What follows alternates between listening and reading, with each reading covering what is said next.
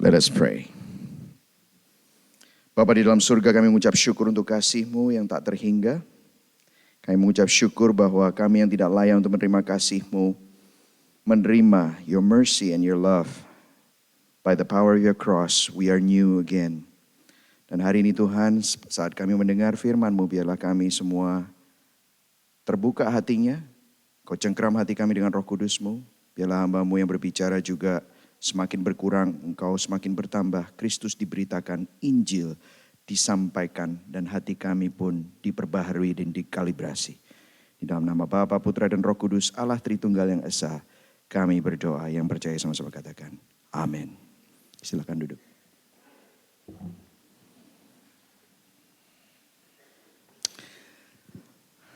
Selamat pagi saudara semua, senang sekali saya ada di sini.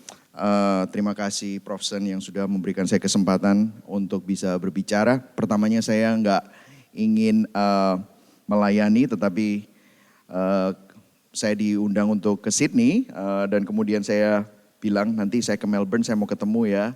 Ternyata saya dikasih tugas juga oleh Prof. Sen. Pertama-tama saya ingin memperkenalkan juga keluarga saya. Mungkin saudara bisa ditayangkan slide-nya ya. Mungkin saudara gak kenal maka gak sayang ya saudara. Ini adalah keluarga saya udah menikah, saya ada istri saya di sini, Novi. Kita udah menikah 21 tahun, saya memiliki 3 anak. Yang pertama Jonathan, yang kedua Jedediah and Jane, dan yang terakhir itu Peanut ya saudara ya, yang warnanya merah itu ya. Jonathan 20 years old, Jedediah is 15, and then Jane is 10. We've been pastoring di Surabaya 8 tahun terakhir. Sebelumnya saya tinggal di Amerika 22 tahun. Jadi kalau saya hari ini disuruh ngomong tentang gospel shaped marriage, apa yang saudara alami, apa yang saudara mungkin pergumulkan, saya bisa mengerti karena we've been in foreign land for more than 20 years and we have 3 kids with no help, no families ya. Jadi saya mengerti artinya. Dan saya juga menggembalakan sebuah gereja Gibeon Church di Surabaya. Ini gereja unik karena ini GBI, tetapi katanya orang-orang ini gereja Bethel Injili gitu saudara ya. Karena GBI Flavor Reform begitu saudara ya. Nah hari ini saya akan masuk saja langsung saudara ya. Poin saya ada 3 saudara ya. Apa fondasi sebuah pernikahan? Yang kedua, seperti apakah hubungan atau relasi pernikahan? Dan bagaimana kita terus memupuk relasi dalam pernikahan yang baik maupun yang rusak dengan kuasa Injil. Jadi yang pertama saya akan masuk aja, poin yang pertama, apa fondasi sebuah pernikahan. Saudara, banyak sekali orang salah kaprah mengenai pernikahan. Apa sih, kenapa mereka menikah? Kadang-kadang ada yang berbicara bahwa mereka menikah karena mereka ingin memperbaiki keturunan, begitu saudara ya. Atau mereka menikah karena ingin memperbaiki ekonomi gitu ya. Atau mereka menikah supaya ada teman hidup. Atau kalau enggak mereka tuntutan sosial, karena tiap kali kalau ketemu, apalagi kalau sama orang Indonesia, kalau orang tua ketemu sama anaknya, kamu kapan menikah gitu ya. Atau kalau enggak orang tuanya ketemu sama orang tua yang lain, anakmu kapan mantu gitu saudara ya. Jadi ada tuntutan sosial, shame and honor culture itu ya. Seakan-akan kalau orang enggak menikah seakan-akan second class gitu saudara. Tetapi apakah itu fondasi pernikahan? Ada yang menikah karena takut godaan seksual. Mereka hanya menikah karena supaya bebas dari masalah itu. Tetapi itu tidak menjadi fondasi sebuah pernikahan. Karena pernikahan bukanlah untuk memperbaiki status ekonomi, tuntutan kultur, status sosial, atau menghasilkan keturunan. Atau supaya tidak kesepian. Pernikahan juga bahkan bukan untuk supaya tidak jatuh dalam dosa seksual atau memuaskan nafsu kedagingan kita. Tetapi hari ini saya bahkan juga mau go further. Seringkali kita berpikir bahwa pernikahan itu membuat kita happy. Well, saya melayani banyak sekali premarital counseling ya. Saya kadang-kadang tanya sama mereka, kenapa kamu mau menikah? Terus kemudian dia bilang katanya, well soalnya dia bisa ngertiin saya gitu. Ada yang bilang, oh soalnya dia lucu gitu saudara ya. Ya saya langsung bilang, ya tunggu aja 3 tahun gitu ya. Nanti semua joke-nya udah, kalau bahasa Surabaya itu belena gitu saudara ya. Udah bosen saudara ya. Dan kalau ngertiin saya, kalau dia udah gak ngertiin kamu, apakah kamu masih bisa menikah sama dia? Jadi kadang-kadang kita gak sadar bahwa pernikahan itu sebenarnya bigger than us. It's so much more bigger. Dan pertanyaannya apakah pernikahan itu? Nah kita baru selesai khotbah berseri Hikmat Amsal, maka saya akan memakai satu ayat saja di Amsal, tetapi saya akan pakai beberapa ayat di Kejadian.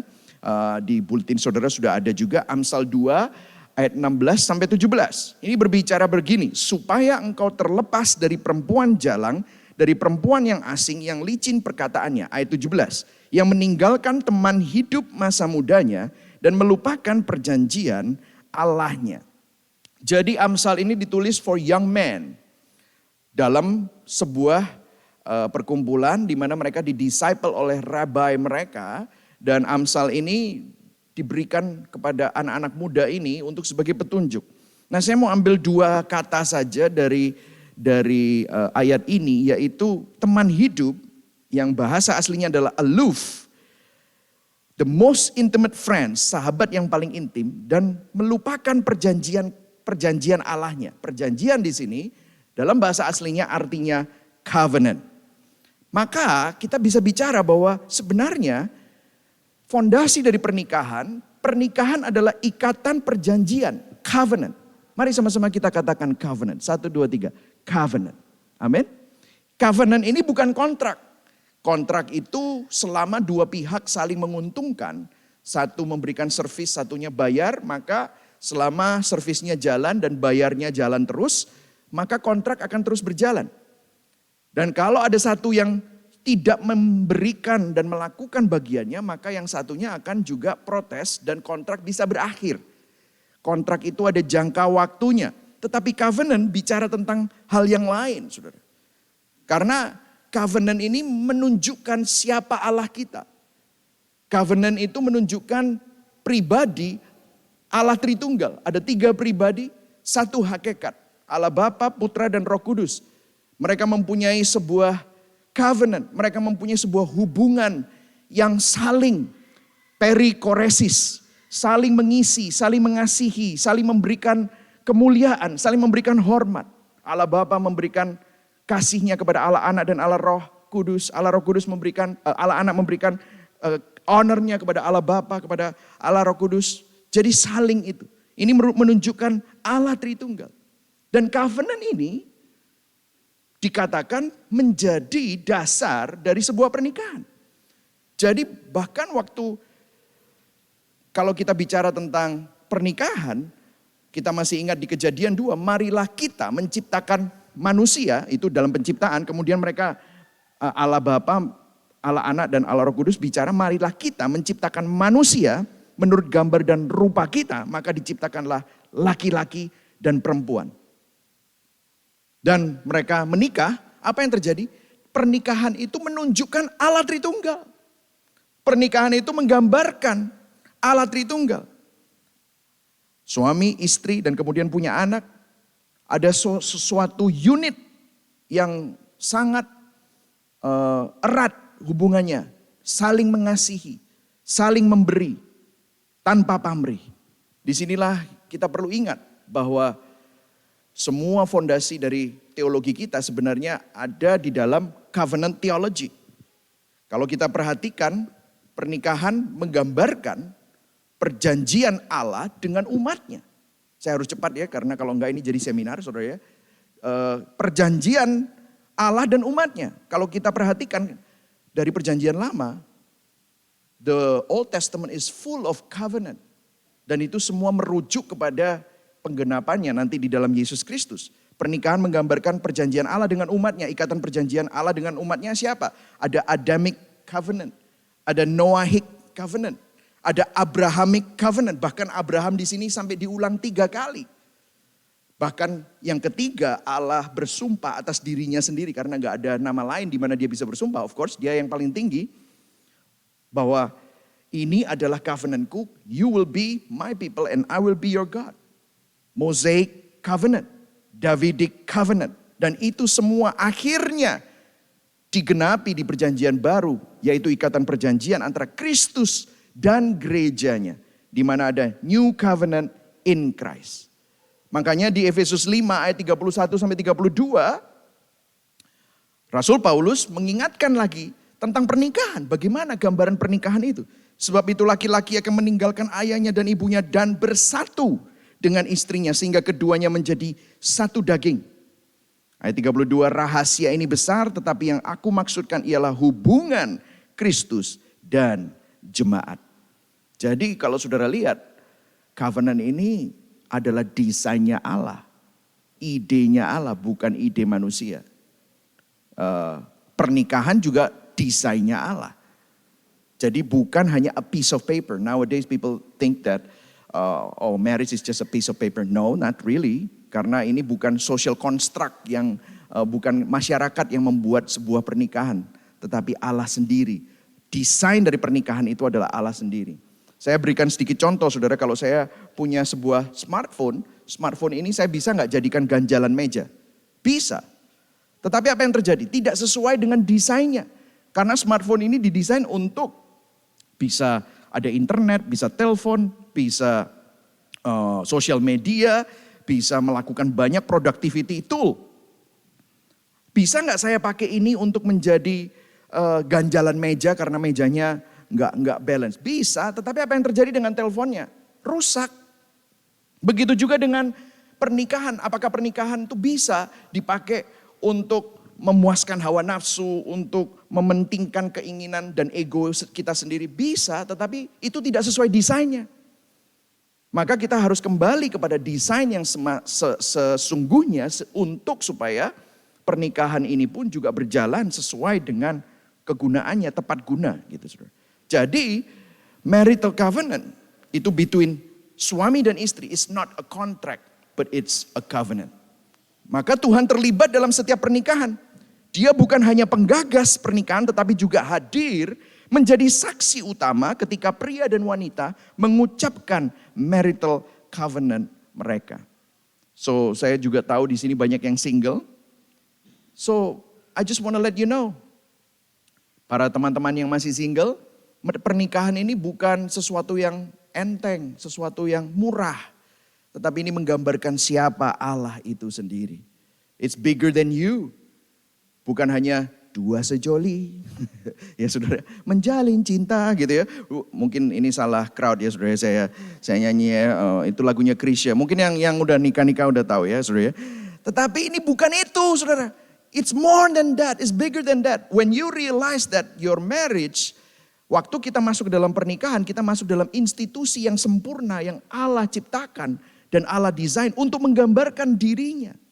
Makanya waktu kita ada di depan altar, waktu kita menikah, waktu kita akhirnya punya anak dan yang lain-lain, Allah senang.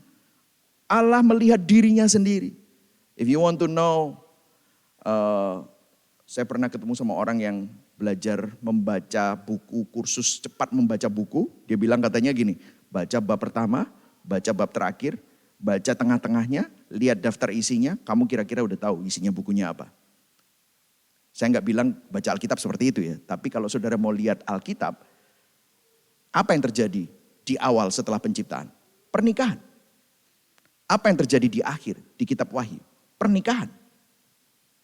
Apa yang dilakukan Yesus untuk pertama kali melakukan mujizat? Pernikahan di Kana.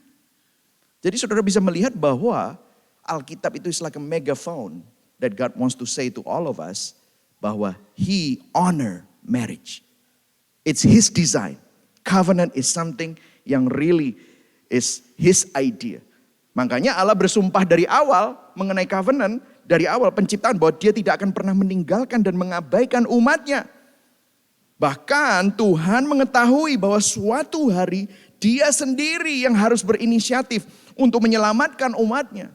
Itu namanya covenant of redemption, di mana Allah Anak mempunyai covenant dengan Allah Bapa bahwa Dia yang akan mati di atas kayu salib. Bahkan sebelum dunia diciptakan, sebelum penciptaan terjadi.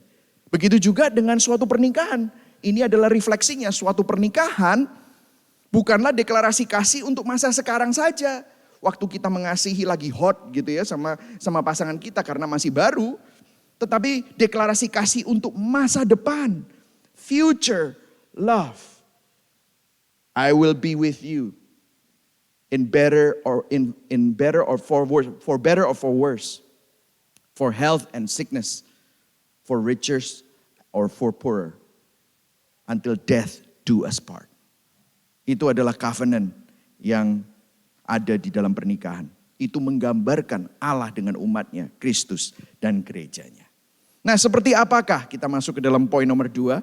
Seperti apakah hubungan atau relasi pernikahan? Nah, kalau tadi kita sudah bahas dari ayat ini adalah bagian yang covenant, ya, bagian yang covenant, maka kita akan bahas yang aloof, teman hidup, the most intimate friend, sahabat yang paling intim. Kita akan bicara tentang itu. Ternyata dalam relasi pernikahan adalah hubungan persahabatan yang paling intim untuk saling melayani dengan perannya masing-masing menuju kepada Kristus. Kalau saya bisa simpulkan ini. By the way, I skip a lot of steps ya, saudara. Biasanya akan ada, ini sebenarnya seminar 2 hari yang saya condense supaya saudara bisa mendapatkan intinya saja. Nah, kita akan melihat Amsal 31, ada juga di buletin saudara. Hanya beberapa ayat saja dari Amsal 31. Amsal 31 ditulis oleh seorang ratu, Ibu Raja Lemuel, untuk menasehati putranya, ya, di dalam di dalam kriteria seorang istri, ya. Jadi kalau saudara baca Amsal 31 bukan dengan lensa Injil, maka saudara akan melihatnya sangat legalistik. Nanti Anda akan berusaha untuk menjadi istri yang seperti itu. Kemudian suami berusaha menuntut istri kamu harus seperti ini. Gitu. Kalau saudara single, akhirnya saudara akan mencari istri yang seperti itu.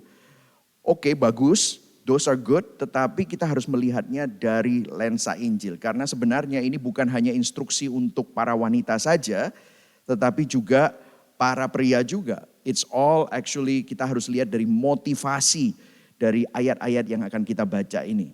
Nah, kita akan baca poin yang pertama dari poin yang kedua ini, subpoinnya 2A, yaitu di Amsal 31 ayat 10. Dikatakan begini, istri yang cakap siapakah akan mendapatkannya? Ia lebih berharga daripada permata. Now if you see this, motivasi waktu Amsal ini ditulis, ini membicarakan bagaimana istri itu adalah titipan. Pasangan, suami adalah titipan Tuhan. It's a treasure that God, yang Tuhan titipkan kepada seseorang. Ia lebih berharga dari permata. Bayangkan artinya pasangan kita, atau bagi para single, your future spouse, itu lebih berharga daripada semua yang kita miliki. Lebih berharga dari materialistic things that we have. Karena ia adalah titipan Tuhan. Jadi bagaimana kita memupuk hubungan supaya kita ini mempunyai hubungan yang gospel shape.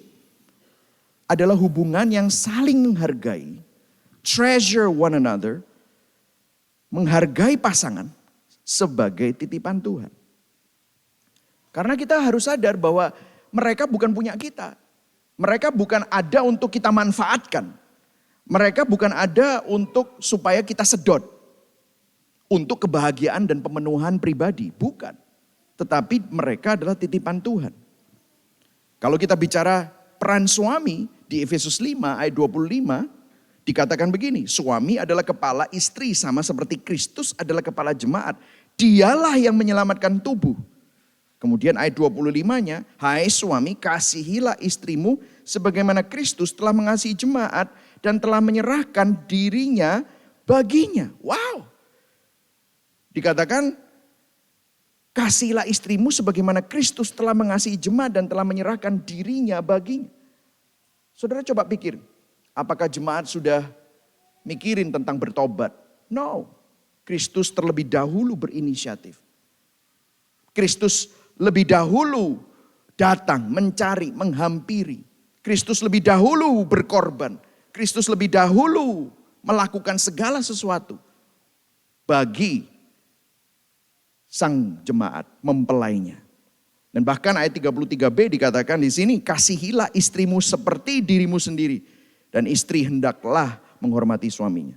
Ini 33b masalah saudara. Kenapa? Karena banyak sekali men, saya bicara kepada all the men, termasuk yang para single, banyak gambar dirinya juga rusak. Banyak sekali kita have deficit of love. Because maybe we don't have good father, maybe we don't have good upbringing. Apa yang terjadi? Kita banyak luka. Nah disinilah kita perlu kembali kepada Injil. Karena kita kalau tidak mempunyai Bapa yang baik di dunia, kita mempunyai Bapa yang baik di surga. Yang bisa memberikan kita pemulihan. Di mana kita bisa menemukan kasih yang mungkin selama ini kita cari di manusia. Dan kita selalu kecewa. Saudara, you wonder why men itu always in Western world they always have like man cave. You know that? We try to run away. We live in our own bubbles. We try to get away from all the commotion. Kita berusaha hidup dalam dunianya sendiri. Kita suka sports. Kita pakai bajunya Chelsea, MU, apa gitu. Padahal juga lari juga enggak gitu saudara ya. Main bola juga enggak, keringetan juga enggak. Tapi kalau Chelsea menang atau MU menang, kita menang gitu saudara ya. Padahal juga enggak ikutin bayar gitu saudara ya. Tetapi that's who we are. Kita like to play fantasy football. Namanya aja fantasy football gitu saudara ya. Jadi itu semua fantasi. Kenapa kita melakukan? Karena deep down sebenarnya ada suatu panggilan untuk melindungi. Deep down, dambaan hati kita itu suatu panggilan untuk mengayomi, untuk conquering. Tetapi apa yang terjadi? Kita akhirnya tidak melakukan panggilan kita, tetapi kita karena gambar diri kita rusak, kita lari ke berhala-berhala. Jadi kalau kita lihat desain Tuhan terhadap suami adalah headship, menjadi kepala yang mengayomi, melindungi. So all girls, you need to look for, semua yang masih single, look for a man yang bisa memimpin engkau secara spiritually. Yang bisa memimpin engkau dalam iman. Bukan cuma hanya cari duit. Tetapi dia bisa memimpin dalam iman, dalam spiritualitas. Tetapi apa yang terjadi karena dosa, bukan lagi jadi headship, tetapi penguasa, rulership. Sehingga penguasa itu mengeksploitasi, penguasa itu menindas, penguasa itu memanfaatkan, penguasa itu kasar. Sehingga apa yang terjadi? Desain Tuhan ini rusak. Padahal semestinya seorang headship yang menjadi kepala itu mengayomi, melindungi, menyediakan, memimpin, mengasihi tanpa pamrih. Itulah yang semestinya. Saya juga mau bicara dengan para men di sini. Saya berdoa supaya Anda juga grow in your faith, in your spiritual depth. Supaya di dalam perjalanan imanmu, para single yang men, you will be a good head untuk istrimu nanti later. Hai para suami, saya juga mau bicara kepada para suami. Kebutuhan seorang istri adalah dikasihi dan dilindungi. Saat seorang suami itu egois dan tidak melindungi istri secara fisik, emosi, dan spiritual, maka itu yang akan membuat istri kita merasa tidak aman. Sehingga order, desain Tuhan menjadi rusak. When we are passive, we are not becoming the head. We force our wife to fall into sin. Sehingga mereka yang harus berinisiatif. Dan akhirnya mereka harus jatuh dalam dosa. Makanya banyak sekali suami-suami, ini panjang ya, bisa diomongin saudara ya, tentang suami-suami itu kan sukanya, udah daripada ribut, ya udahlah, lu mau apa, aku ini pokoknya kamu jangan ganggu golfku, goesku, gitu saudara ya. Saya by the way senang goes, puji Tuhan saya goesnya sama istri saya, jadi saya bawa sepeda ke Melbourne ini saudara ya, kemarin ditemenin sama Nano ya saudara ya. Dan kita keliling. Jadi we enjoy. But anyway, why am I doing that? Tapi seringkali kita itu berusaha untuk lari dari tanggung jawab kita. Maka saya berdoa supaya melalui ini semua kita dapat diingatkan lagi bahwa firman Tuhan berbicara bahwa kita ini dipanggil untuk menjadi Kristus kepada jemaat. Nah, untuk istri dikatakan di Efesus 5 ayat 22 sampai 24 dikatakan, hai istri tunduklah kepada suamimu seperti kepada Tuhan.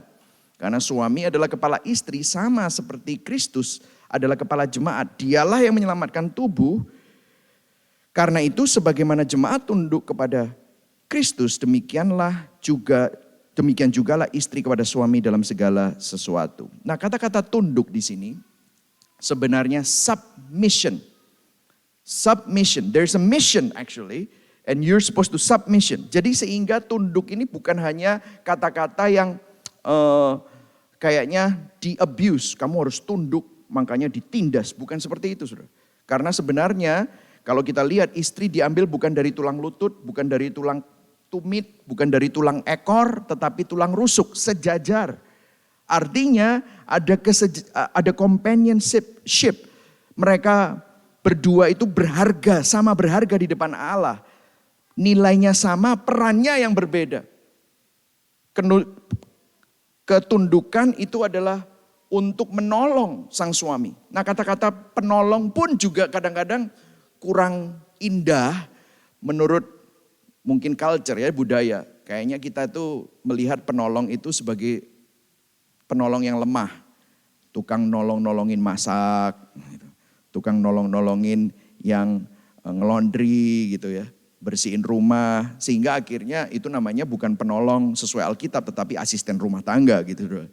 Tetapi kalau kita bicara tentang penolong, di Kejadian 2 ayat 18 dikatakan, Tuhan Allah berfirman, tidak baik kalau manusia itu seorang diri saja. Aku akan menjadikan penolong baginya yang sepadan dengan dia. Ezer. Ezer di sini disamakan dengan, saudara masih ingat Ezer itu dipakai di mana? Ebenezer. Tuhanlah penolongku. Jadi Tuhan adalah penolong kita yang kuat. Jadi ternyata istri dipanggil untuk menjadi seorang penolong yang kuat. Penolong di sini menolong suaminya untuk menjadi pemimpin yang seperti Kristus. Kalau suaminya membutuhkan pertolongan, dia yang menolong. Dia yang menopang untuk membawa supaya suaminya itu ingat akan perannya. Jadi desain Tuhan untuk seorang istri adalah penolong, ezer. Tetapi karena dosa, istri mengingini mengambil alih kekuasaan. Jadi di mata Tuhan, suami dan istri memiliki kekuatan dan nilai yang sama namun dengan tugas yang berbeda. Istri adalah pengaruh utama pasangan Anda menuju kepada Kristus. Jadi itu 2A, subpoint ya. Nah 2B, 2B ya, 2B, kita akan lihat Amsal 12. Cek, oke. Amsal 31 ayat 11 sampai 12. Dikatakan begini, hati suaminya percaya kepadanya. Suaminya tidak akan kekurangan keuntungan. Ia, istri, berbuat baik kepada suaminya dan tidak berbuat jahat sepanjang umurnya. Nah, kalau kita perhatikan di sini, hati suaminya percaya kepada istrinya. Dan istri juga berbuat baik kepada suaminya dan tidak berbuat jahat sepanjang umurnya. Jadi kalau tadi yang pertama itu membicarakan hubungan yang saling menghargai, yang treasure pasangan kita sebagai titipan Tuhan. Yang kedua di sini hubungan yang saling memberi ruang untuk pertumbuhan, trusting, give room and trust satu kepada yang lain. Nah ini sangat berbeda dengan konsep pernikahan zaman sekarang. Nah zaman sekarang itu banyak subculture-nya ya. Kalau saya bisa perhatikan saya bisa bandingkan dengan dua spektrum di dalam pernikahan. Itu saya bisa bandingkan seperti ini. Traditional society and modern society. Kalau traditional society pernikahan adalah untuk keamanan. Status keluarga dengan aspek seksual tidak didasari oleh kasih atau keintiman. Suami istri tidak melihat hubungan mereka sebagai suatu persahabatan, malah roommate. Saudara saya kalau melihat orang tua saya gitu ya, mereka sepertinya dulu almarhum ayah saya gitu sama mama saya gitu ya, udah kayak roommate gitu saudara ya. Karena mereka dari tradisional, dari previous generation. Jadi persahabatan, giving room to grow, itu berbeda. Nah, modern society pernikahan itu adalah untuk memenuhi kepuasan diri dengan pola pikir konsumerisme. Saya akan menjadi pasangan yang seharusnya asalkan kamu menjadi pasangan yang seharusnya. Ini modern society. what do I get if I get into this relationship? Jadi akhirnya apa yang terjadi sangat transaksional. Tetapi dua-duanya tidak menjawab dan tidak memenuhi apa yang didesainkan Tuhan. Traditional and modern society sama-sama memiliki pandangan yang terdistorsi dan disfungsional akan intimasi dan persahabatan dalam pernikahan. Padahal firman Tuhan berkata, kita ini disuruh give room, trusting one another. Look at this. Kalau kita bicara tentang Efesus 5 tadi, hai istri, tunduklah kepada suamimu seperti kepada Tuhan. Kemudian ayat 25, hai suami, kasihilah istrimu kepada suamimu sebagaimana Kristus telah mengasihi jemaat dan telah menyerahkan dirinya baginya. Dia nggak ngomong gini. Rasul Paulus nggak ngomong gini. Hai suami, pastikan istrimu tunduk dulu sama kamu, baru kamu mengasihi dia. Nggak gitu. Paulus juga nggak berkata, hai istri, pastikan suamimu mengasihi kamu dulu, baru kamu bisa tunduk sama dia. Enggak gitu. Ini adalah perintah untuk istri, perintah untuk suami, bukan untuk inspeksi. Tetapi untuk masing-masing. Maka gimana kita bisa give room and trusting one another? How do you do that? Karena kalau enggak kan kita akhirnya selalu berpikir, dia gitu, gimana aku? Nanti kalau dia gitu terus, nanti aku diinjak-injak. Terus yang suami, dia gak pernah menghormati aku. Bagaimana aku bisa mengasihi dia? Akhirnya ini menjadi suatu lingkaran setan yang saling terus menyakiti satu dengan yang lain. Nah disinilah saudara, pernikahan, if you look at the gospel, maka pernikahan adalah ilustrasi peragaan Injil. Gospel reenactment untuk saling melayani di dalam menjalani perjalanan iman bersama-sama. Karena kita semua bersama-sama di dalam journey of faith in our progressive sanctification, Tuhan bawa kita di dalam sebuah pernikahan untuk semakin mengenal Kristus melalui pasangan kita. Untuk bisa belajar mengasihi walaupun pasangan kita tidak layak untuk dikasihi. Kenapa bisa begitu? Karena kalau kita melihat kepada kaca, kita pun juga tidak layak untuk dikasihi. Tetapi Kristus tetap mengasihi kita. Sang istri belajar untuk menghormati suami. Meskipun sang suami belum layak untuk dikasihi. Bagaimana kita bisa melakukan itu? Kalau kita melihat kaca, berapa kali kita tidak menghormati Tuhan. Tetapi Tuhan tetap mengasihi kita. Tuhan bahkan menghargai kita. Disinilah kita bisa melihat bahwa this is gospel reenactment. Ini adalah peragaan Injil. Jadi pernikahan adalah displaynya Tuhan, etalasenya Tuhan untuk menunjukkan Injil kepada dunia. Bagaimana dua orang berdosa yang semestinya tidak bisa menerima satu dengan yang lain. Karena dengan kekurangan mereka, mereka sama-sama pendosa dengan banyak sekali kejahatan. Tetapi mereka bisa mengasihi satu dengan yang lain. Bukan dengan kekuatan mereka, tetapi karena Tuhan lebih dulu mengasihi mereka. Sehingga mereka bisa menyalurkan kasih yang mereka terima. Menyalurkan anugerah yang mereka terima kepada satu dengan yang lain. Dan yang ketiga saudara, yang C. Jadi bukan hanya trusting, give room and continue to love no matter what. Amsal 31 ayat 28-29. Anak-anaknya bangun dan menyebutnya berbahagia dan suaminya memuji dia. Banyak wanita telah berbuat baik tapi kau melebihi mereka semua. Sekali lagi ini bukan cuma hanya untuk suami atau istri secara behavior, tetapi motivasinya adalah hubungan yang saling mengafirmasi pasangan. Jadi kita dengan kata-kata kita mengafirmasi satu dengan yang lain. Saudara, kita harus akui dari budaya Asia, kita terbiasa untuk mengkritik daripada menyemangati, encouraging atau mengafirmasi. Betul atau tidak, saudara? Seringkali kalau semuanya baik-baik saja, ya itu sudah semestinya seperti itu. Gitu. Tapi begitu ada yang salah, kita langsung kritik, kan begitu. Sehingga kadang-kadang pasangan kita, orang-orang yang kita kasih di sekeliling kita tidak pernah mengalami yang namanya afirmasi. Bahkan anak-anak kita pun. Elizabeth Elliot menarik sekali, dia pernah bilang tentang 80-20 principles. Dia bilang begini, seorang suami mungkin memiliki 80% dari harapan istrinya. Ini bukunya untuk para istri.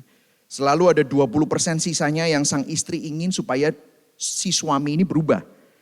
Atau mungkin dia berusaha melakukannya secara perlahan sepanjang kehidupan pernikahan mereka. Jadi kita milih seseorang, of course 100% gak bisa cocok kan, 80%. Tetapi ada 20% yang kita ini mungkin pengen dia berubah. Akhirnya apa yang terjadi, selama pernikahan kita gak enjoy 80% ini. Tetapi kita berusaha mengubah yang 20% ini. Sehingga kita tidak bisa menikmati pernikahan itu. Terus dia katakan begini, namun di sisi lain, bagaimana jika ada pasangan yang memutuskan untuk menikmati yang 80% itu dan keduanya menikmati kebahagiaan. We need to realize bahwa kita pun juga gak sempurna. Jangan lihat orang, makanya Yesus pernah bilang jangan lihat balok di mata saudaramu padahal selumbar di mata saudaramu tapi ada balok di matamu sendiri, kamu gak bisa lihat. Seringkali kita berusaha merubah orang lain, kita berusaha untuk mengusut orang lain, kita berusaha untuk orang lain itu berubah, suami kita atau istri kita. Saya pernah ketemu sama seorang suami juga ngomong ini, Pak Michael, saya lagi ngetrain istri saya. Ngetrain kayak dogi aja gitu saudara. Ngetrain istri saya. Kayak gimana gitu saudara. Gak bisa saudara. We cannot leave that to God because it's not your part to change them. But siapa yang bisa berubah? Kita. Tuhan ingin kita berubah. Tuhan ingin melalui pernikahan ini, Tuhan ingin supaya melalui apa yang terjadi, Dia juga ingin memproses kita untuk semakin kepada Kristus. And guess what? Tuhan lebih tertarik untuk mengubah kamu daripada situasimu terlebih dahulu. Nah inilah sebabnya saudara kita diingatkan lagi di awal khotbah bahwa relasi pernikahan adalah hubungan persahabatan yang paling intim untuk saling melayani dan perannya masing-masing. Dan dengan perannya masing-masing untuk menuju kepada Kristus. Nah mungkin saudara bertanya begini, bagaimana kalau saya memiliki pasangan yang sulit? Dan juga mungkin saudara yang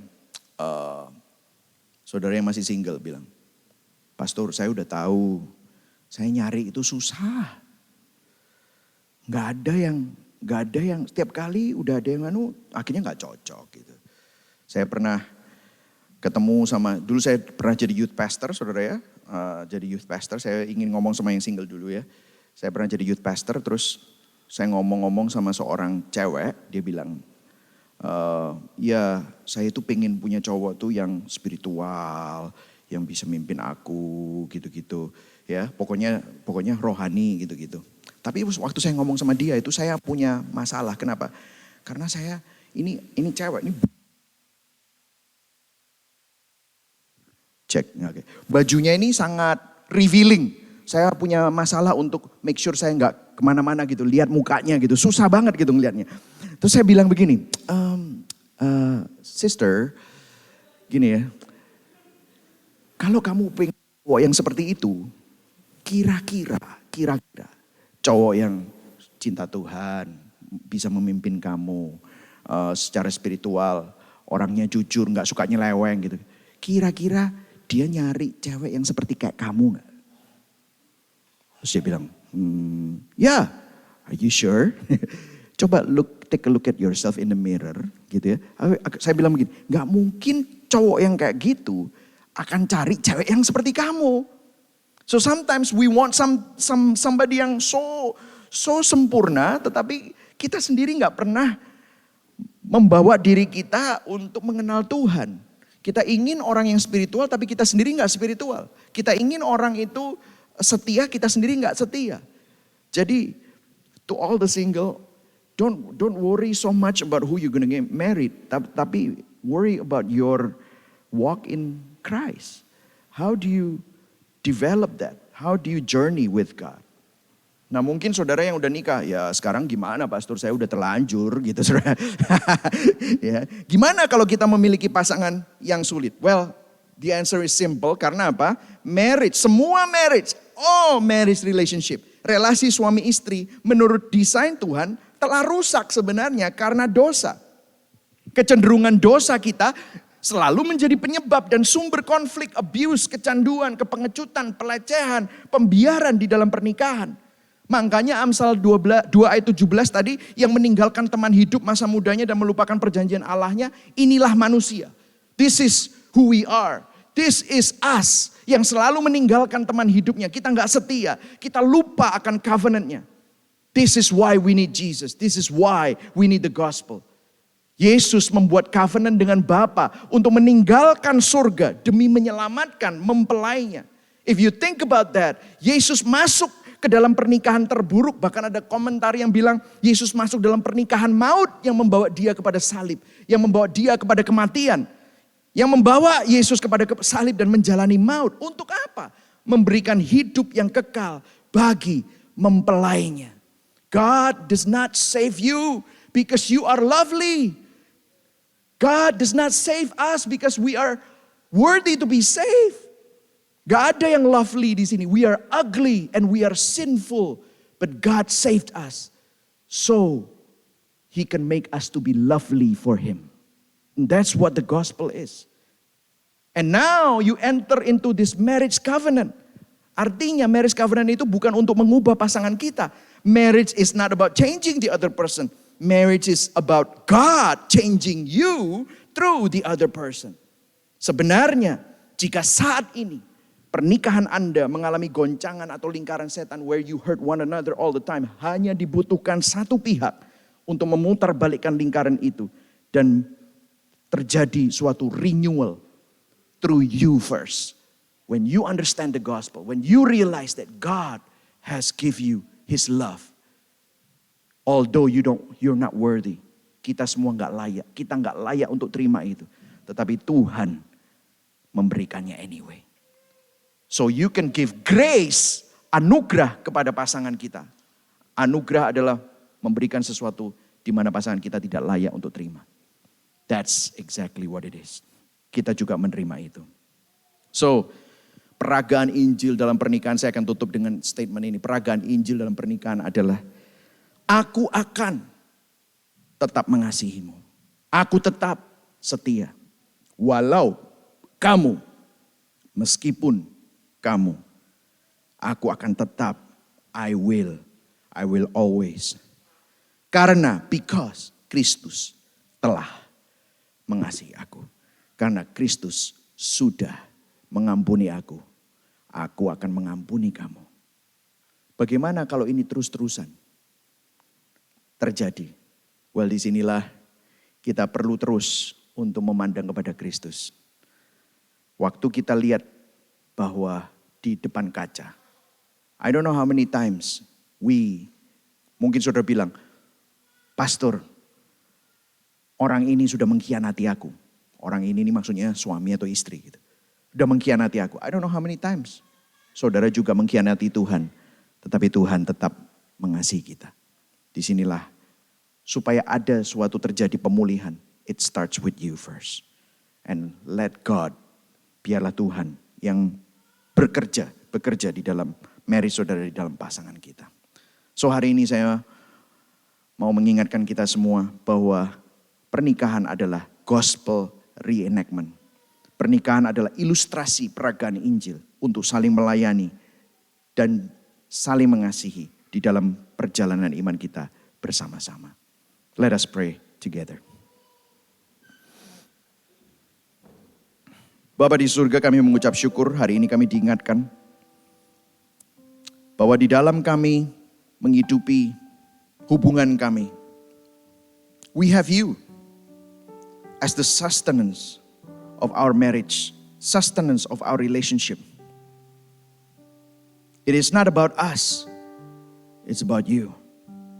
Waktu engkau melihat pernikahan kami, engkau melihat dirimu sendiri.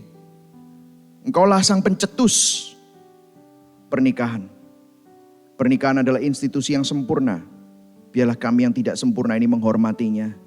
Biarlah kami yang tidak sempurna ini sadar bahwa pernikahan itu menggambarkan Injil. Bagaimana engkau yang sempurna masuk ke dalam keterbatasan.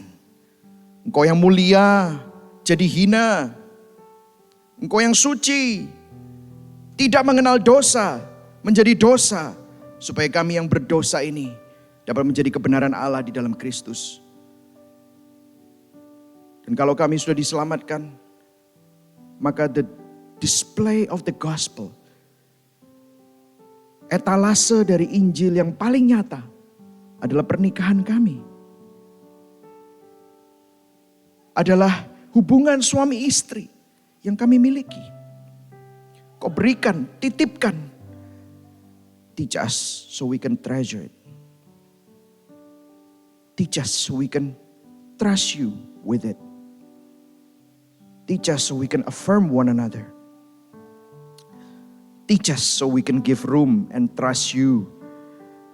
That you also, engkau juga bekerja di dalam hidup pasangan kami seperti engkau bekerja dalam hidup kami. Ampuni kami Tuhan, kami bertobat.